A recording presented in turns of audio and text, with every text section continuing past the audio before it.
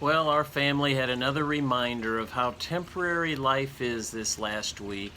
My wife Karen, her father passed away after a couple months of struggling, and it was just, Dan talked about mortality earlier in the week, and it was just another reminder to us how temporary life is. The Bible tells us that life is a mist.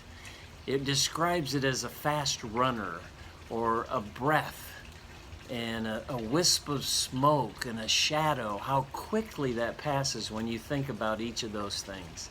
Listen to what David says in Psalms. Two different verses I want to share with you. It says in Psalms 39:4, Lord, remind me how brief my time on earth will be. Remind me that days are numbered and that my life is fleeing away. David had it figured out, but needed to be reminded, and sometimes we do too. Psalms 119:19 says, I'm here on earth for just a little while. We're here on earth for a little while. We're just traveling through. The Bible calls us aliens on this earth, or pilgrims. It refers to us as foreigners and strangers, visitors, or travelers. We're just traveling through. So if we're just traveling through, then our goal shouldn't be possessions. We shouldn't think of our success in the terms of possessions. If you're going on a vacation, you're not going to pack everything you own, are you? You're going to pack light. You're going to pack the necessities. And that's how we need to look at life.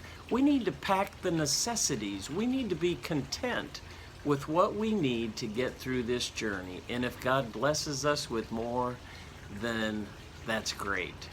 But don't focus your attention on the prosperity. And finally, God allows us to feel a significance of discomfort and discontentment. We're in this world. We wonder why that happens so much, why we just don't feel like we've arrived.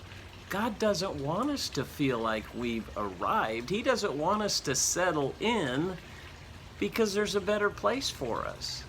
Karen's dad knew that. In his last days, he was wondering why God was making him stay here and not taking him home. And finally, God answered that request.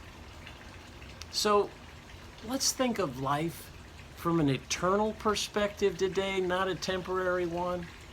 If life's getting tough, if you're overwhelmed with doubts about today and the future, and you're wondering if living for Christ is worth it, remember this: you're not home yet.